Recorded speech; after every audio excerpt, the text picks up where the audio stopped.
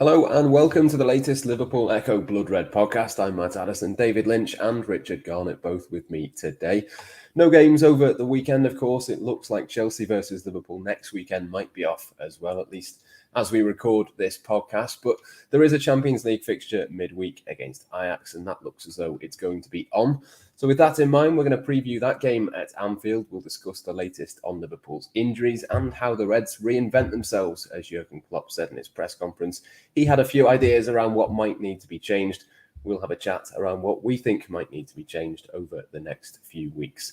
Lynch, I'll come to you first, though. No football this weekend. We discussed kind of the reasons behind that on Friday. We don't need to kind of go over old ground there, really. But just purely in a football sense, does this help Liverpool or has it hindered them, you think?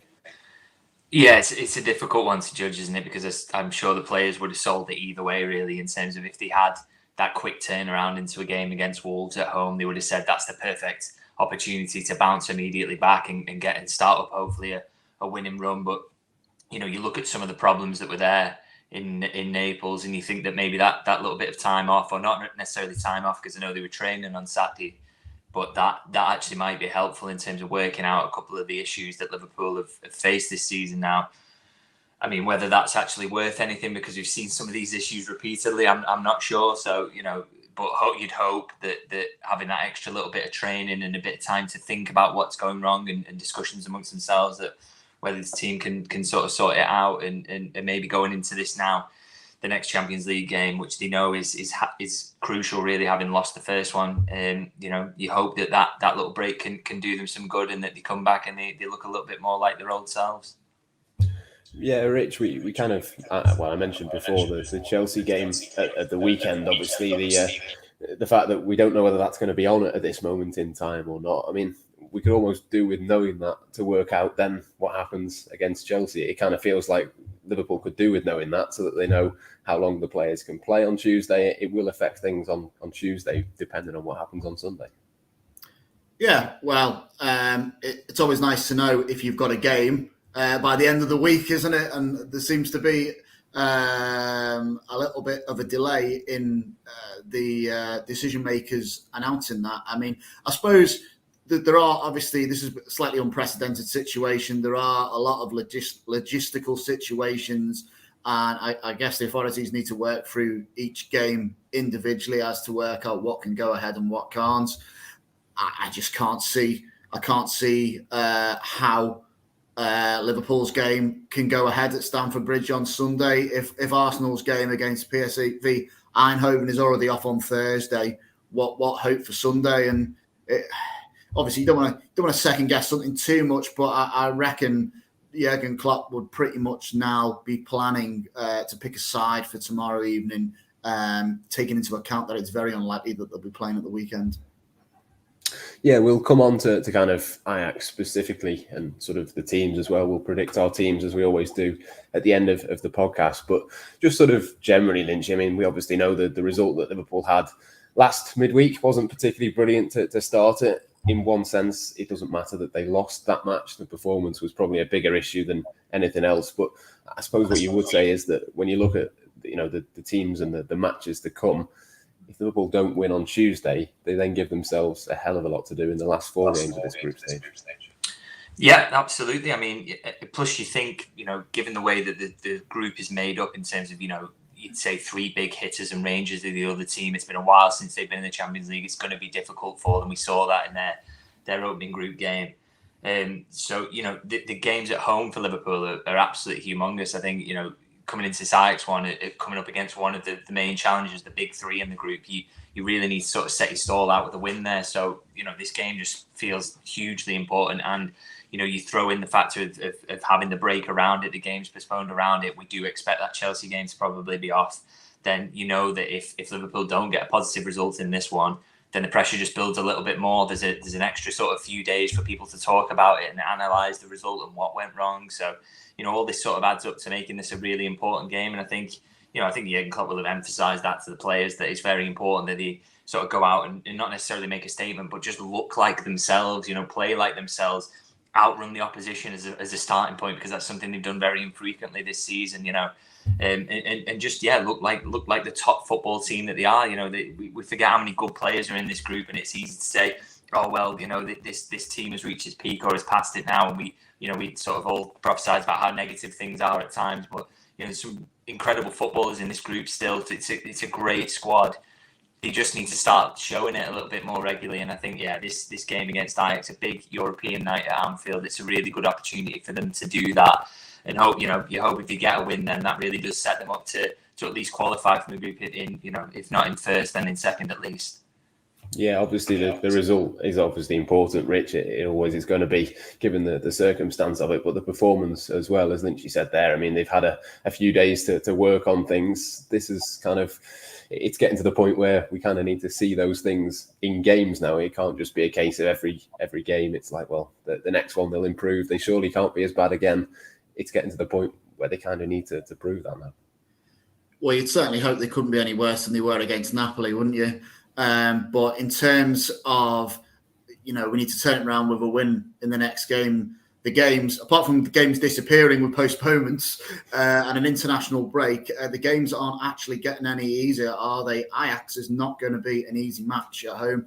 Just had a quick look at where they are in the Dutch league. The top played 6, won 6, scored 21 goals, conceded 3. So that pretty much tells you all you need to know about Ajax at the moment. Obviously, I think they beat Rangers 4-0 as well, didn't they?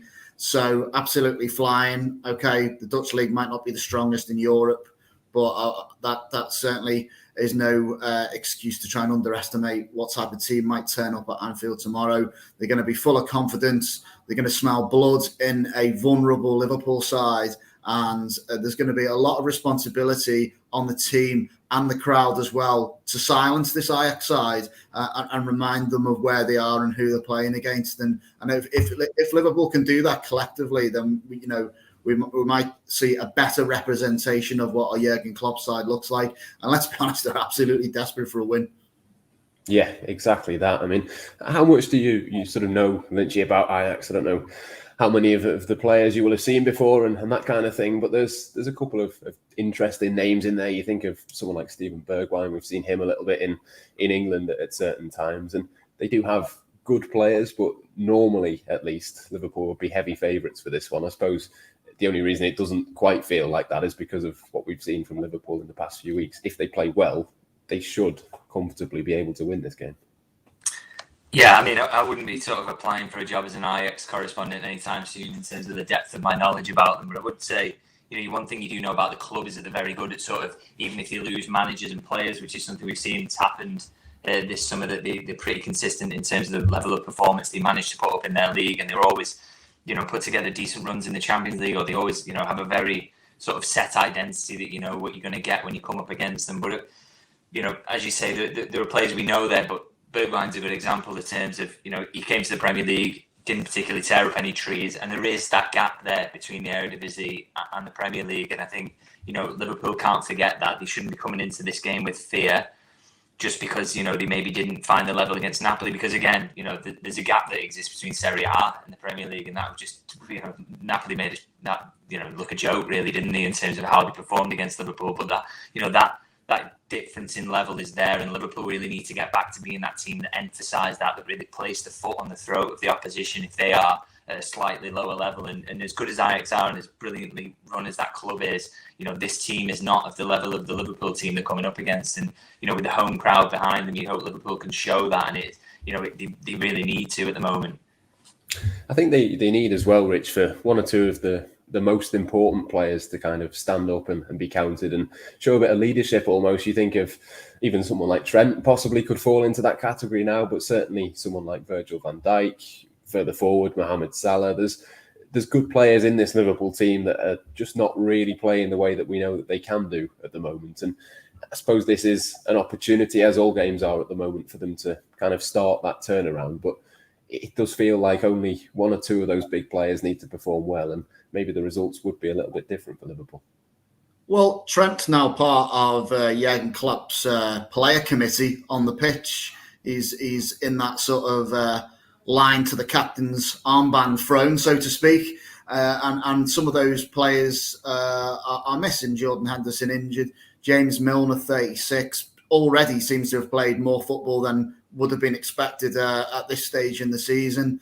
And when you're looking beyond that, you're looking for more leaders. Virgil van Dijk's form's been a little bit questionable, and now Andy Robertson's injured. So certainly players like Trent and Addison, another member of that player committee, needs to be taking a lead and demonstrating that. And the best way to do that is with your own performance on the pitch. You've got to lead by example. I think some of these players know full well that they just weren't at the level against Napoli, and that's just not acceptable. The minimum requirement in any game you play is maximum effort and to leave it all out there on the pitch. And if things aren't working tactically or in any other respect, then you can analyse that. But no Liverpool supporter is ever going to be satisfied if the Liverpool team or Liverpool players are not perceived to be given 100%. And there were certainly a few instances in that match against Napoli where people were quite within the rights to question what on earth was going on. Not only just want to pinpoint Trent, though. I'm sure we know all about his world-class quality, and he certainly will bounce back. But at the other end of the pitch, we've got Mohamed Salah signed his big massive contract and for whatever reason just hasn't had the same impact so far this season. It's not that he's not doing anything; he's still contributing. In chances, in terms of chances created, and he's already had a couple of assists. But in terms of a threat and running at opponents, he seems to have been marginalised. Whether that's because Sadio Mane's gone, or he's struggling to adapt. I was going to say struggling to adapt with Darwin Núñez come in. He missed 3 games, so we can't really level that too much, can we? But he's another one who, I mean, I would look at Mo Salah, though he's not in that player committee. I look at him as a captain material. Really, he's someone who's done the business now for so many seasons, a star player. If that's not leading by example, I don't know what is. But again, he's got to do it himself as well. And the best thing he can do tomorrow is go out there, create chances, score goals, and remind everyone why he's such a feared player in Europe, a Ballon d'Or contender, no less. We just haven't really seen too much evidence of that so far. So some of these senior players, they certainly need to step up. We found ourselves asking far too much of the likes of Harvey Elliott and even Fabio Carvalho coming off the bench. These are good, promising players, but asking them to dig Liverpool out of the hole they've all of a sudden found themselves in is far too much to ask, I think. And then at the other extreme of it, you've got James Milner, who's obviously a highly experienced player, but he's 36.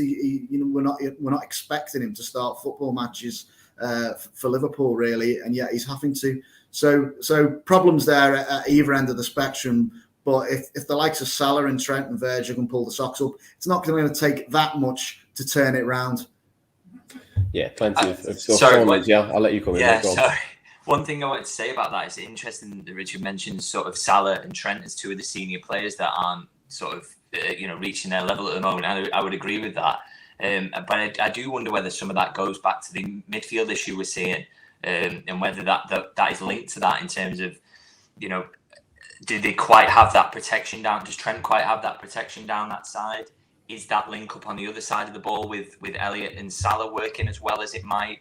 I think Jurgen Klopp is asking an awful lot of Harvey Elliott as a young player. I think has been fantastic in terms of on the ball this season, but off it is, are we asking quite a lot of him as a young player to understand exactly where to be and to be doing it at that extremely high level that Liverpool have been hitting in recent seasons?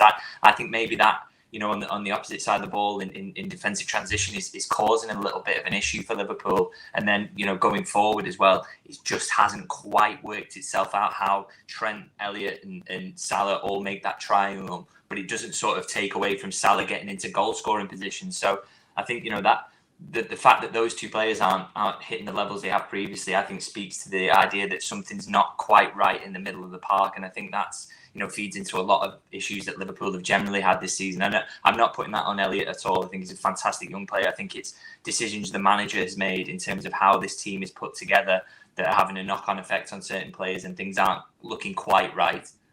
I think we said last week as well, didn't we, that we agreed that Elliott had been playing well and there's been no shortage of effort and there's certainly no doubt in his quality. You can see that straight away, but he doesn't appear to be affecting the game in the right areas. And that, I think, is probably just a result of the fact that he is, 19 years old, and he's just not that experienced and playing in this well-oiled Jurgen Klopp machine. So I think it's a fair point. It probably is having some sort of knock-on effect on the others.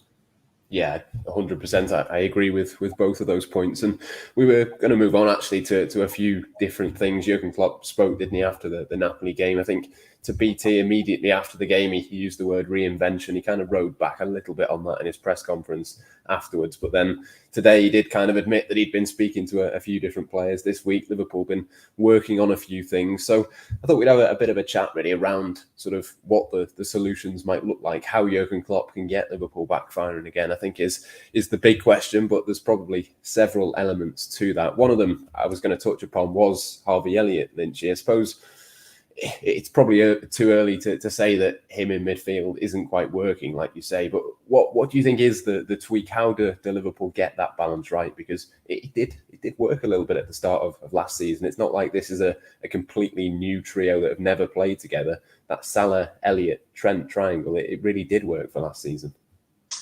Yeah, and I think in an attacking sense, yeah, it very much did. Something doesn't seem quite right about it in terms of the shift we've seen from Salah, and Klopp denied that was a tactical thing in terms of turning into more of a creator rather than a person who finishes the moves off. He said, that's just a coincidence, really. He sort of sold it as really when he was asked about it. But I think with Harvey Elliott, I don't think I want to say that he's causing a problem or anything like that. I do wonder what effect sort of having Thiago back in on the other side of midfield will have on him in terms of that might help him quite a lot in terms of balancing things up, because I think Fabinho and Thiago operate almost. It's not like Thiago is that 8 on the left hand side. He doesn't sort of play like that. He is an out and out midfielder, and I think so. What he almost becomes a 2 with Fabinho and allows Elliott to tuck into central positions and then act as a sort of a number 10 or a sort of number 8, however you like to sort of call it. So I think maybe him coming back could sort of fix a lot of issues. I mean, maybe we are putting a lot of expectation about on what he can do in this team, and thinking he'll solve all the problems, and maybe he won't. But I do think in that midfield area, his quality and sort of intelligence could have a really big effect, and hopefully that will have an effect on how Elliott plays. And I suppose your alternative to that, if that isn't quite working in this 4-3-3, then is to sort of talk about formation change. And I know it's been discussed before about potential for 4-2-3-1 and whether your 2 is Thiago and Fabinho and the more set roles like that, and then you have Elliott in that 10 position as one of the 3. But he's got a few options there. He's not going to get anything really back in terms of personnel in midfield. He's going to have to sort of find the changes from within and tactical tweaks, and maybe those are a couple of options to him. But he's got to find something different. This reinvention that even though he rode back on it, I think it needs to happen because the team is just isn't functioning at the moment. Yeah, the formation, Rich, is something that we have a conversation about really every 2 or 3 weeks. Even when Liverpool are performing well, it's something that always gets kind of brought up and we discuss it on these podcasts. But to be honest, I think if ever there was an argument for it, it probably is now with the lack of midfield options, possibly getting other players into better positions that are more suited to them. But I suppose that the kind of reverse argument that Jurgen Klopp might put forward is, like Lynchy says, if you've got Thiago, Fabinho and Elliott in a midfield 3, there's probably not that much difference between a 4-3-3 and a 4-2-3-1, just in terms of the positions that those players take up. Which side of it are you on? Well, there's an argument for both, so I can pitch myself as on the fence in that respect. But I would be at the moment. I'd be tempted not to tinker the formation necessarily straight away, and there's a couple of reasons for that. First off, I do think that Jurgen's comments in his post-match presser were a little bit reactive. I'm not saying knee-jerk, but I think he was still quite shell-shocked by the defeat. In some respects, he almost looked a little bit lost for words, and that's not something you could say about Jurgen Klopp all that often. He was clearly not pleased with what had happened, and I suppose he wanted to say something that kind of says, I can change this, we can fix this. But is backtracking on that slightly. I almost understood, because he's had a successful formation for so long. He's not necessarily just going to throw that in the bin after a few bad results and performances. But it's the performances which are the key point, really, because if they played well against Napoli and still not managed to create anything, then I think I'd be sitting here now saying, yeah, they definitely need to try some sort of different formation now. But the bottom line is they just did not perform. They just did not play well against Napoli. It was a below par performance. It wasn't an acceptable Liverpool performance, and that can be corrected by acknowledging that and simply playing better the next time you go out onto the pitch and applying yourself to that situation more. And I would like to think that's exactly what we'll see against Ajax. And if you did that and you still weren't winning games, or you weren't creating chances, then I think then you've got to look at it and say, all right, we definitely need to change something here. But I believe that Liverpool, I'm not saying this is the answer to all their problems, but I believe Liverpool can quite quickly get better results just by performing better, regardless of the formation that they're playing.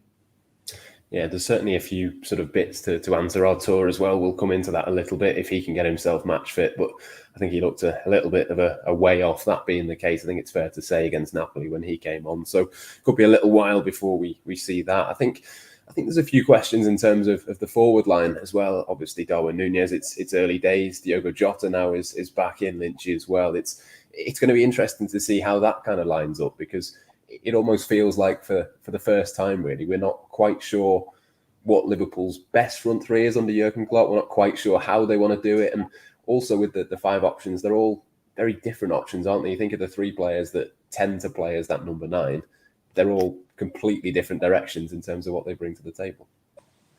Yeah, because we spoke about the idea of needing to sort of win the game against Ajax. It's important for various reasons, but so you go into that and you say, okay, we'll put your best forward line out, and as you say, I don't think that's an easy decision to make. I think, okay, Mohamed Salah is definitely on the right hand side, and given the evidence of what we've seen, then Luis Diaz probably does start on the left. He's probably preferred by the manager out there, but then that centre forward position is tricky. I think there's a real keenness to sort of get Darwin Núñez up and running as soon as possible. But, you can't detract from what Diogo Jota has done in the past in terms of his goal scoring rate.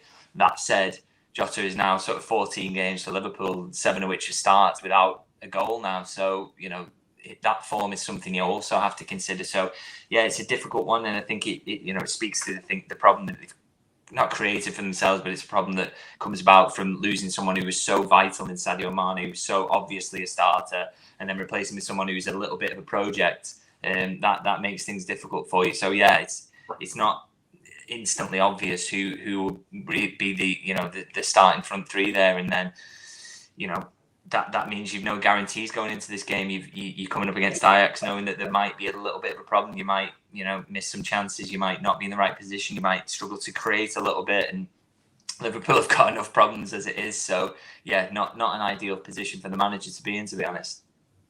In terms of Diogo Jota, Rich, I mean, what is his role now, do you think? We've seen Liverpool spend a lot of money on Darwin Núñez. We've seen him play in all 3 of the forward positions, but it does kind of feel like he's sort of been bumped back down again. He obviously had his injuries. He was really good first half of last season, not so good second half, as you could probably say with 1 or 2 of those options in the forward line. But it sort of feels like he's got to almost re-establish his role in that Liverpool forward line again.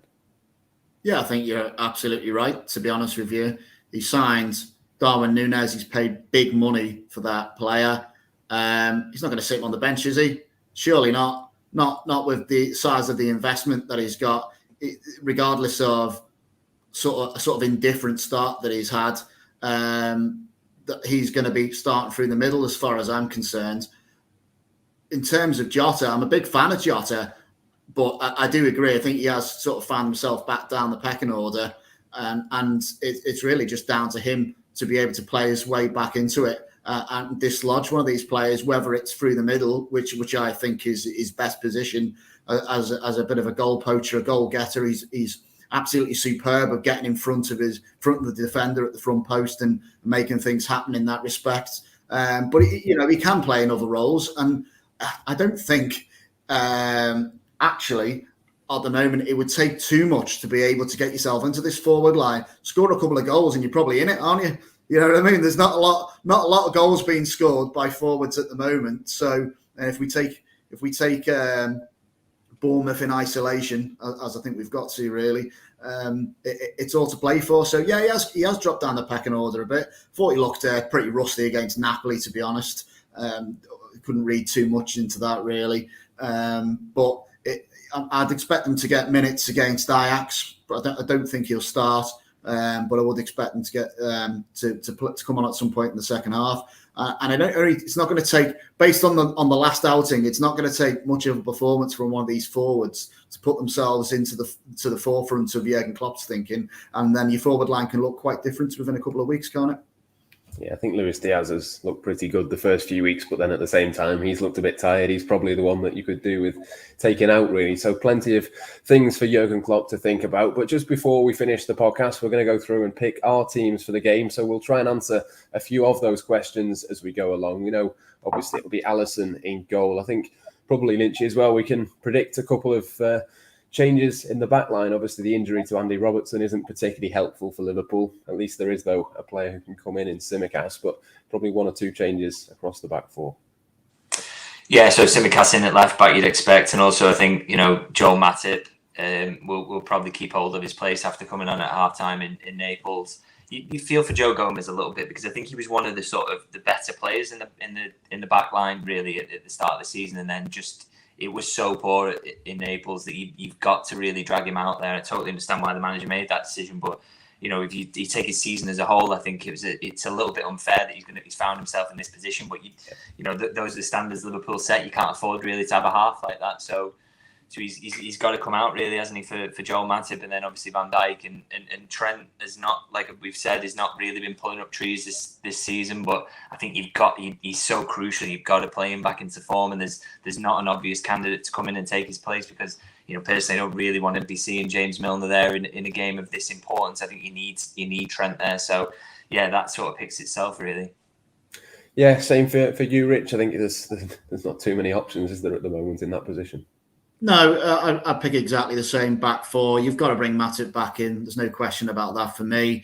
As you say, Gomez, a little unlucky, but he's been waiting for an opportunity, and when it's come just at the wrong moment, he's had a bit of a stinker. So that's something he'll have to live with, I'm afraid.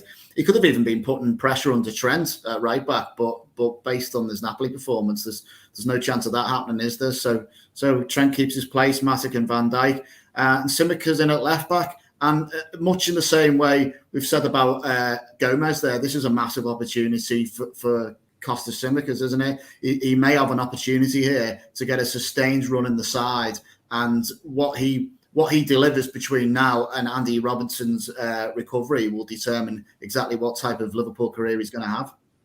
Yeah, it certainly feels like a bit of a chance for one or two players. We'll move on to the midfield. I'll stick with you, Rich, for this one. I think probably two of them are certainties, and maybe there's a third player in there that's maybe a bit of a choice. But talk us through your midfield. Well, I'm going to assume that you should never assume, Matt, but I'm going to assume that your two shoe-ins are Fabinho and Thiago. Yep. So I'm actually going to complete a Portuguese-speaking triangle by throwing in Artemilo as well, which may shock you, Matt, as you said. We probably won't see much of him yet, but yes, he may be a little bit short on fitness, but I think he can potentially start this game and create a bit of a solid midfield, some sort of base in which can act as an access for the rest of this team. It just hasn't looked, the midfield just hasn't looked right all season. It's been a bit dysfunctional, and I feel these three are obviously still pretty much untried, but you've got to give them the opportunity. And you look at the other options, I think you've just got to take Harvey Elliott out of the firing line here a little bit and give him a rest and see how these three can operate together, just to see if it shores things up a bit. But one thing I would say is there can be no shortage of energy in that midfield. looking at it, it doesn't look like the most energetic midfield, but it has got ball players in there, and I'd like to see that start tomorrow. Yeah, I'm going to stick with Harvey Elliott. I know I do keep saying there's got to be a point where you take him out and give him a bit of a rest, but possibly if Chelsea's not on at the weekend, maybe there's a bit of an opportunity to just go again and a bit like what we said before, Lynch, you see what it's like with him and Thiago together. Is that the way you're going as well? Yeah, I'd agree with that. I think let's just see if Thiago solves some of those issues. Let's, fingers crossed he does in some way. And I think with Artur, I think if he'd have looked a little bit sharper when he came on against Napoli, would maybe be ready for a start. But I just wonder whether Klopp is quite conservative, isn't he? And I think with a new player in a game that he knows he probably needs to win, he may not trust him just yet. I mean, I may be wrong. I've been wrong many times about picking a team in this. So. But yeah, I think he might just go try this Thiago, Elliott, and Fabinho midfield and just see how they go. Yeah, I think we'll probably see Artur maybe off the bench is more likely than anything else. Let's move into the forward line, Rich. There's a couple of interesting decisions. I know I definitely want to see Darwin Núñez. I think we've got to kind of give him a bit of a run of games at some point. It feels like one that he could start and have a bit of joy in. But which three are you going to go with? Yeah, you've got to play Núñez down the middle. We simply haven't seen enough of him. We need to see him at Anfield, see what he can do. He made his name in the Champions League. That will have formed a lot of the reason why Liverpool bought him in the first place. So this could be his time to shine. If there was no game against Wolves on Saturday, and it looks like no game against Chelsea this weekend by the looks of things as this is recorded. So there's no point in giving Mo Salah a rest. You might as well keep him in there and see what he can do as far as I'm concerned. And of course, Luis Diaz was Liverpool's best performer for the majority of the game against Napoli. And I still have memories of that brilliant goal he scored at the Kop end earlier in the season. Was it against Crystal Palace, was it? Like to see a little bit more of that tomorrow. So yeah, I'll stick with that front three of Salah, Núñez and Diaz. Yeah, I'm exactly the same as you. I think I probably would have taken Luis Diaz out had the game against Wolves gone ahead, or perhaps if the Chelsea one was likely to be going on. But Lynchy, is it the same front three for you, or is there possibly an argument for a Jota or possibly even Roberto Firmino? I think the manager might want to maybe start Firmino in terms of just, that comfort blanket of someone he really trusts in a game of this magnitude. But I think there's just that desperation there to get Núñez going, to really sort of get him a run. And, although he's been out for 3 games, he has been fit. He's trained all through that. He's ready to go. Jota is probably not quite at that full sharpness yet because he had quite a while out with his injury. So I think, I agree, actually. I think Núñez will start in there with Diaz and Salah. Yeah, certainly an exciting forward line. With that in mind, we'll do our match predictions as well just before we finish. I'm going to go bold. I'm going to go 3-1 to Liverpool. I definitely can't see there being a clean sheet, but I do think there's a good chance that they can score. You'd like to think that at Anfield in particular, they can do that. Lynchy, I'll come to you first. Score prediction. Let's go bold. I think Liverpool will be angry. I think they'll want to really put a show on, and this is at Anfield on a European night. It's going to be loud. So I'm just going to say 4-0. Oh, 4-0. Certainly take that, Rich. Look, Liverpool's last game I predicted 0-0 and they lost 4-1. So we're going from a 4-1 defeat to Lynchy's now got us winning 4-0. So this is like an 7-goal swing. I don't know if I can be that optimistic. Liverpool need clean sheets, but I can't actually see where the next one's coming from. So I do think they're going to concede. I do think the crowd's going to be up for it, a little bit football starved either side of it. And it does have, Ajax, good team to watch. It does have a potential to be a little bit of a classic. I'll stay positive because I must. And I'm going to go Liverpool 3, Ajax 2. Oh, yeah. Big game, that one. I think you're right in the sense that Ajax will definitely go for it. I don't think it's going to be an easy one for Liverpool by any stretch. I think they'll certainly give them a good game, but we shall see which one of us, if any of us, are correct with those scorelines. If you want to watch Jurgen Klopp or Joel Matip's press conferences in full, you can do so across the Blood Red YouTube channel. Loads more before and after the game as well. We'll also have the latest on that Chelsea game that we discussed next weekend. Doesn't look like it's going ahead, but if it is or it isn't, you'll know on the Liverpool Echo website. Until next time, though, from all of us here, it's goodbye for now.